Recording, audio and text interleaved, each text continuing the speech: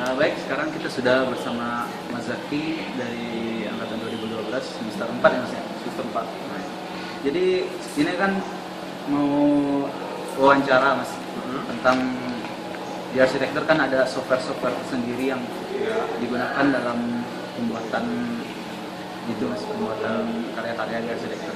Kira-kira apa aja contohnya Mas? Salah satu aja Mas. Salah satu aja. Kalau yang paling sering digunakan dalam arsitektur itu SketchUp. Itu SketchUp itu aplikasi seperti apa Mas? Aplikasi yang sebenarnya bukan untuk mendesain, tapi untuk membantu menggambar gitu. Jadi kalau misalnya ya pokoknya memang menggambar, dan itu sebenarnya bukan aplikasi arsitektur, tapi aplikasi apa aja. Jadi misalnya kalau aplikasi arsitektur kan otomatis kamu harus bikin semuanya itu ada di situ, kayak pintu, jendela dan apa-apa itu tersedia gitu kan. Tapi kalau SketchUp ini sebenarnya bukan aplikasi arsitektur, aplikasi umum sebenarnya. Jadi misalnya kalau kamu mau bikin mobil bisa, bikin rumah bisa. Jadi itu Mas sendiri sudah berapa lama menggunakan itu? Apakah Sejak semester 2. jadi Semester 2 otodidak, terus semester 3 ada mata kuliahnya. Nah kira-kira udah 1,5 tahun lah kayaknya. berarti udah cukup ahli dong Mas? Kalau dibilang ahli sih belum. Tapi kalau sampai bikin rumah atau bangunan udah bisa. Jadi kan tadi kan kata Mas itu lebih ke untuk membantu menggambar ya Mas? Iya. Jadi itu maksudnya apa saja sih yang ada di situ sehingga bisa membantu seorang arsitek menggambar secara digital gitu? Oke. Kalau mungkin videonya bisa ngeliatin gini. Apa? Aplikasi SketchUp. Saya buka. Nah, jadi di SketchUp itu ada template-nya. Ada meter, feet dan inci, ada milimeter. Ini kita pakai yang meter aja dulu. Nah, kenapa SketchUp itu dikatakan aplikasi untuk menggambar? Karena memang pada dasarnya itu seharusnya arsitek itu mendesain dia menggunakan tangan gitu. SketchUp ini hanya alat bantu memvisualisasikan apa yang dia desain. Jadi misalnya ya kalau gambar kan garis lurus, ini udah ada. Kalau misalnya mau masukin berapa meter, kita tinggal ketik di sini 23. Nah, ini kan tadi kan satuannya meter, tekan enter. Nah, seginilah 23 meter gitu. Lalu kalau misalnya lingkaran. Nah, ini lingkaran dengan jari-jarinya sekian. Misalnya jari-jari ini 5 meter, ketik 5 meter gitu. Kalau misalnya mau bikin langsung kotak, nah di SketchUp ini juga ada view-view ya. Jadi misalnya, nah ini view perspektif, jadi tampak view dari atas. Ini view dari depan, karena saya belum bikin 3 dimensi, jadinya ya masih gini dulu. Samping kiri kanan juga ada. Nah di sini itu. Terus kembali ke alat bantu gambar tadi ya. Di sini ada cara membuat kotak langsung aja gitu. Nah ini ada tulisan 7,8 meter, 9,16 meter. Jadi misalnya kita mau masukin 10,5 kali 10,5. Ketik di sini 10,5, 10,5 enter. Nah, ini udah 10,5 kali 10,5. Jadi ya memang untuk lebih cepatnya itu, lebih cepat menggambar. Kalau kita gambar manual kan pasti lebih lama. Terus untuk yang kan 3 dimensian dari gambar ini kan masih 2 dimensi ya Mas ya. Untuk jadikan 3 dimensinya sendiri apakah ada cara-cara tersendiri gitu Mas? Kalau 3 dimensi ya ada kayak misalnya ini namanya push ya. Ini namanya push. Jadi kalau misalnya kita ini, nah ini jadi 3 dimensi, diangkat gitu. Nah, tapi walaupun diangkat, ini sebenarnya ya, kalau kita ini saya hapus ya, bidang ini saya hapus.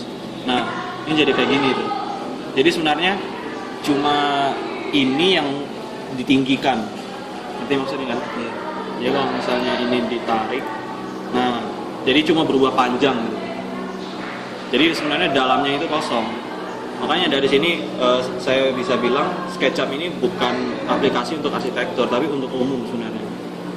makanya kenapa bisa ada muncul tapi bisa kelihatan kayak rumah dan lain-lain, itu sebenarnya sebuah apa ya, bukan rumah tapi benda 3 dimensi kelihatan kayak rumah gitu. Jadi kalau misalnya temboknya dibelah ya bukan semen, kosong. Berbeda dengan aplikasi-aplikasi arsitektur lainnya. Tapi kenapa SketchUp ini paling digunakan di arsitektur? Karena penggunaannya memang paling mudah.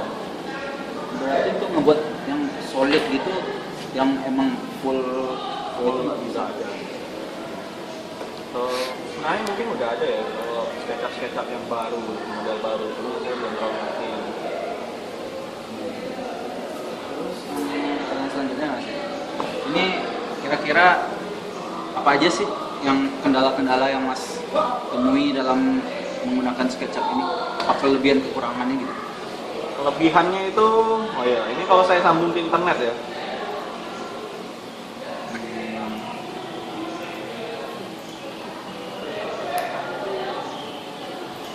Ini saya coba sambung ke internet.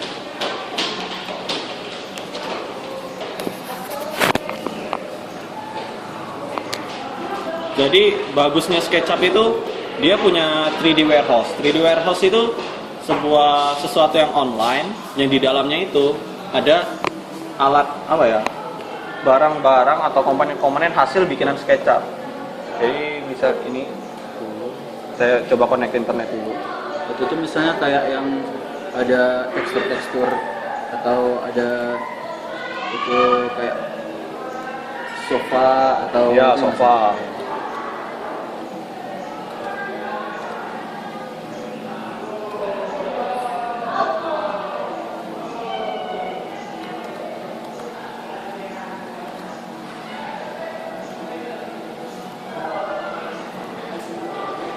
Kita coba itu. Lalu ini 3D warehouse ya namanya ya. 3D warehouse. Kita masuk ke Google 3D warehouse.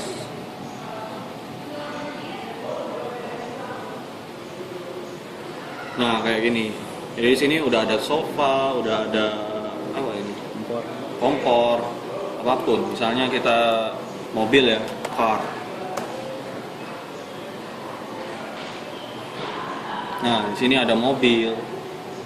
Nah, ini yang bikin apa? SketchUp itu paling sering digunakan. Berarti keinstanan dari pemilik SketchUp itu sendiri juga udah memberikan kemudahan bagi para penggunanya, Mas. Makanya dan kembali lagi saya bilang ini bukan untuk arsitek tapi untuk umum. Soalnya kalau saya ketik di sini gudang,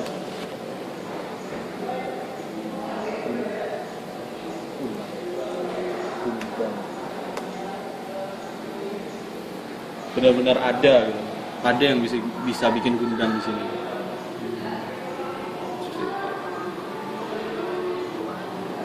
Terus kan kalau misalnya kita mau cari, misalnya kita bikin gambar suasana kebun gitu ya.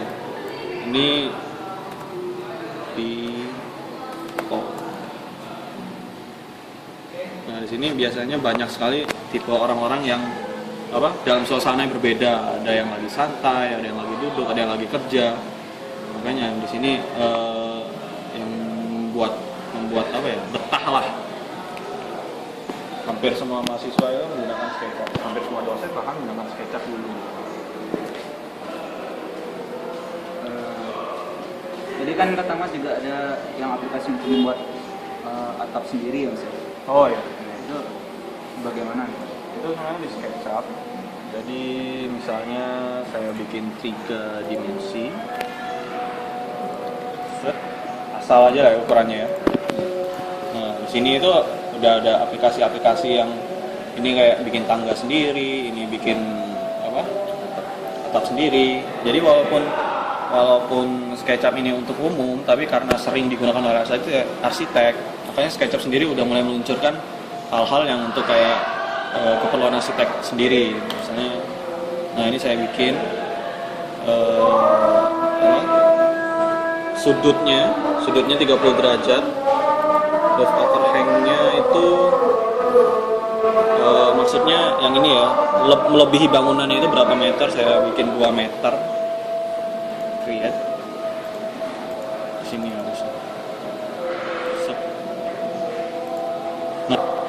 Ini udah otomatis ya, jadi atap sendiri. Dan tentunya kalau kamu mau bikin atap sendiri itu bisa. Misalnya ini saya tutup lagi. Lalu biasanya kalau justru aplikasi-aplikasi yang arsitektural itu justru karena ada keinstanan ini dan nggak bisa manual, itu yang bikin susah gitu. Kita padahal mau bikinnya atap yang aneh-aneh gitu ya. Saya coba bikin atap yang beda gitu.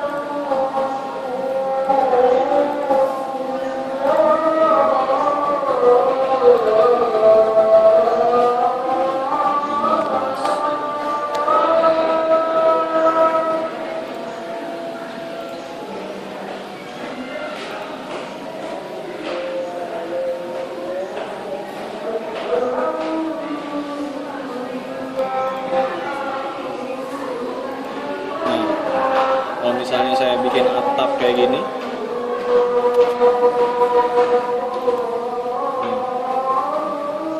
kan bisa aja atap kayak gini kan. Itu nggak harus menggunakan nggak bisa menggunakan yang tadi. Ya, itu nggak bisa menggunakan aplikasi arsitektur yang menyulitkan gitu untuk manual. Jadi kayak ini kan ada Revit. Ini Revit arsitektur sekali. Dan saking arsitekturnya untuk membuat manual itu saya kadang-kadang kesusahan gitu. Terus yang ini kan di sini kan ada layer-layernya juga. Oh iya, ada komponen, layer, material, ini kalau untuk material ini untuk pemberian warna misalnya. Ini bata. Kemudian ini warna bata. Terus kalau misalnya berbagai dinding ya.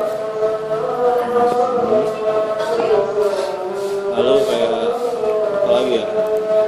Kalau misalnya mau ngasih rumput juga bisa di sini.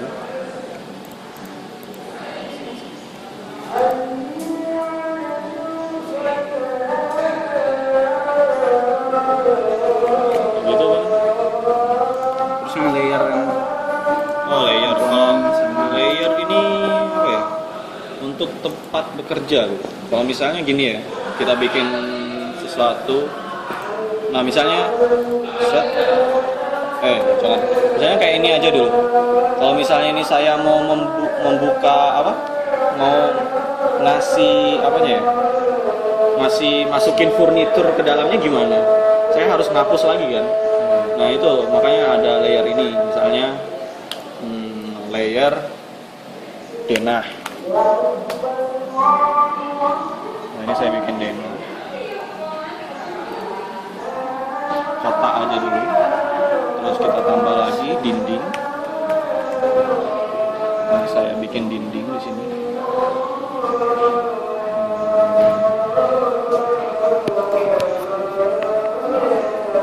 Kita bikin kertas.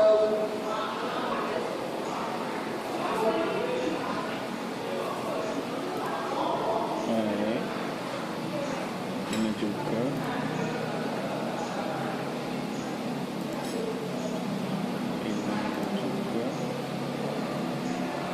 Ini saya membuatnya di layer dinding ya, layer dengan nama dinding.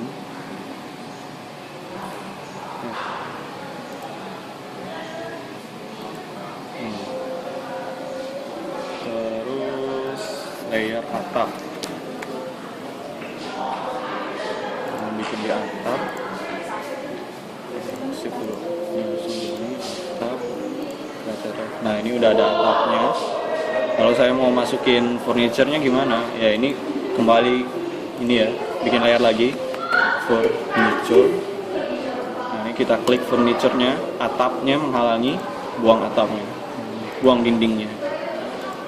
Jadi ini ada visible gitu. Jadi untuk memperlihatkan layer-layer yang tadi ada. Misalnya ini kan tadi kan layer dindingnya ada. Saya buang itu layer dindingnya. Sehingga layer dindingnya itu ya ada sebenarnya tapi nggak kelihatan. Sama juga dengan atap tadi. Nah, ini tinggal masukin aja. Jadi di sini ada komponen ya. Nah, ini ada komponen. Ini bisa ada bed, tempat tidur. Nah, ini ada tempat tidur. Ini nggak pakai ukuran ya. Saya bikin denahnya nggak pakai ukuran. Ada mobil. Nah gitu. Berarti untuk skalanya sendiri gimana? Skala apa misalnya? Misalnya untuk menutup, misalnya kita maunya skala 1/100. Oh, ini udah maksudnya untuk di print gitu ya? Iya. Kalau di print itu biasanya gini. Kalau print itu biasanya apa yang sudah dibikin di SketchUp ini akan dipindahkan ke dalam layout. Nah, di sini anggaplah layernya semua saya aktifkan ya. Nah, ini pertama kita file, bukan view, kamera parallel projection. Parallel projection ini kalau misalnya kita tampak atas, ini benar-benar 2 dimensi gitu. Kalau nggak parallel projection misalnya perspektif, nah ini masih kelihatan 3D gitu. Tahu kan perbedaannya apa? Tampak tapi tampang depan itu kan beda gambarannya. Jadi misalnya ini tampak atas gitu ya dengan kamera parallel projection. Misalnya ini kita mau bikin tampak atas. Nah di sini ada layout, aplikasi layout.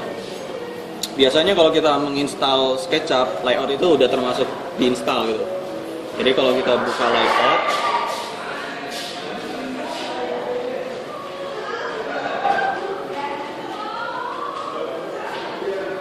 salah sih, harusnya di save dulu. Ini file, kita save di mana aja ya, di D misalnya, kita save. Lalu ini baru kita buka layout.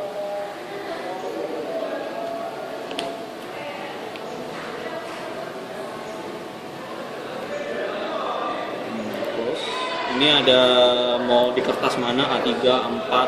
Ini kita pilih A3 landscape. File, insert. Ini maksudnya untuk memasukkan file dari SketchUp mana gitu. D. Tadi itu lihat ya, ini ya. Ini udah dalam tahap penyajian gambar. Nah ini ada tadi yang sudah kita buat. Nah di sini ada skala, Nah ini kita coba skala 1/100. Cukup nggak ini?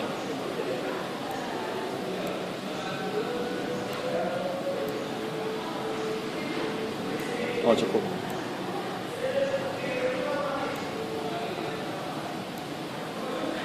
Nah, ini udah jadi tampak atas. Lalu kalau misalnya mau denah gitu ya, apakah layernya dihilangin aja mas? Nggak usah. Jadi di sini kita kembali lagi kameranya perspektif. Nah di sini ada namanya section. Section ini yang fungsinya nanti untuk memotong.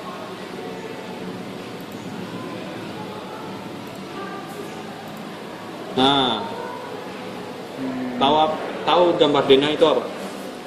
Potongan 1 meter dari itu, dari terluas. Nah, ini dari lantai kan, ini 1 meter. Lalu ini kembali lagi kameranya parallel projection, ini kayak gini. Lalu file, save as, save, replace, yes. Lalu ini kita bikin lembar baru.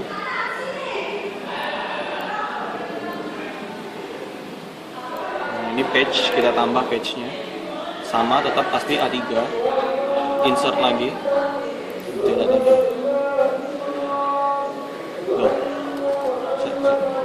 Oh, ini harusnya save as, copy as, save as, copy,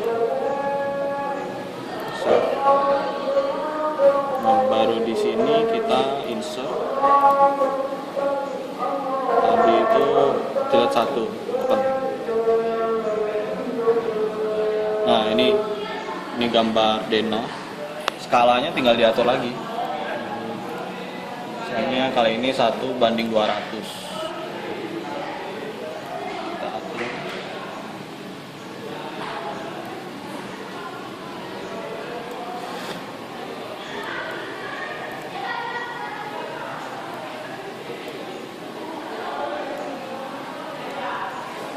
Dena selesai. Terus ya kalau misalnya mau tampak depan gitu, ya kembali lagi seperti tadi. Ini sectionnya kita hapus dulu. Nah ini misalnya tampak depan. Nah ini tampak depan. Jadi langsung aja ya. Terus tadi kan ini kan masih ya kita bicara yang keunggulannya dan Ya. yang kelemahannya kan sebelum. Kekurangannya itu apa ya? Mungkin ini karena saya belum banyak belajar ya. Jadi saya itu kesulitan kalau misalnya mau bikin bangunan yang lengkung-lengkung. Misalnya kalau di Google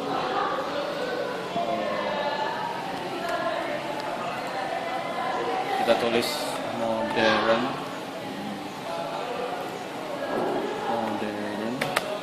building.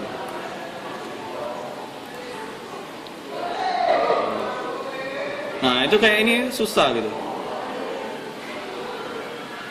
Atau kayak gini, bangunan-bangunan yang kayak gini, yang melengkung hampir menyerupai bola, itu saya masih kesusahan sampai sekarang.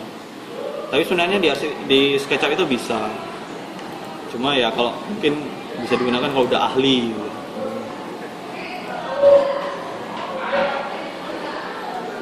Berarti kalau misalnya ingin melengkung-lengkung kalau di SketchUp bagaimana? Sebenarnya bisa, tapi saya belum tahu. Oh iya. Untuk nanti kan ini kan hasil keluarannya apa gitu kayak Oh, keluaran. Ya, sebenarnya kalau hasil keluaran itu bisanya di sini di layout tadi. Jadi ini bisa file, export. Ini ada image, PDF, DWG. Nah ini DWG itu untuk apa? DWG itu sebenarnya untuk AutoCAD gitu. Di AutoCAD itu kan DWG atau DXP ya, DXF. Ya biasanya gitu. Kalau image ini biasanya untuk kita ubah ke image. Biasanya nanti kita akan melakukan finishing di Photoshop. Nambahin pohon supaya kelihatan lebih real gitu. Nah kalau di SketchUp ini walaupun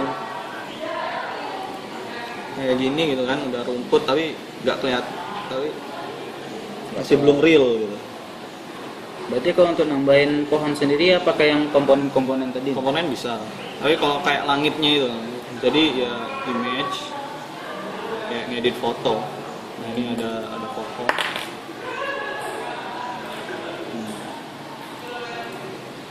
Dan bagusnya SketchUp itu bisa memperlihatkan bayangan shadow sepanjang tahun. Tapi ini harus laptopnya itu harus ada spesifikasi tertentu. Ini saya ubah laptop saya jadi high performance.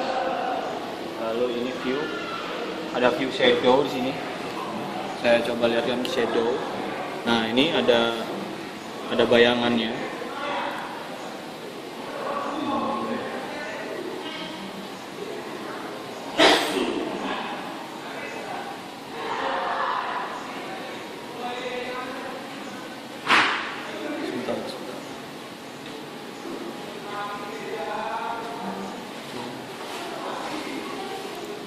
Nah, di sini adalah untuk mengatur jamnya.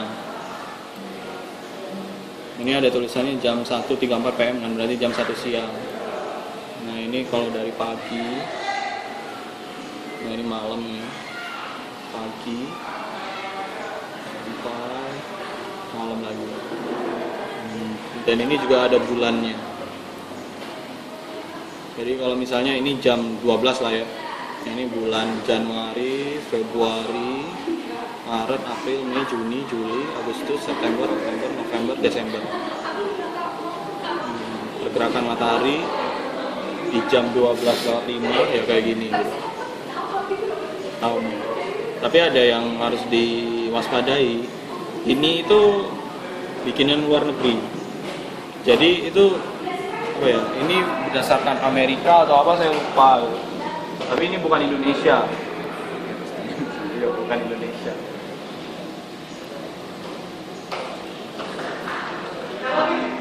Ini pertanyaan terakhir ini Mas. Ya. Ini kan tadi kan Mas sudah menyebutkan beberapa kekurangan dari SketchUp ini. Menurut Mas, apa sih yang perlu disempurnakan untuk SketchUp edisi-edisi berikutnya? Menurut Mas secara personal ya? Ya itu tadi untuk pembuatan melingkarnya itu. Pembuatan melingkarnya itu apa? Melingkar untuk pembuatan melengkung kayak bangunan-bangunan modern sekarang seperti ini. Nah itu masih sulit. Jadi kalau ternyata memang bisa lebih apa? Bisa kita bikin ini yang secara lebih simpel gitu, akan lebih baik gitu.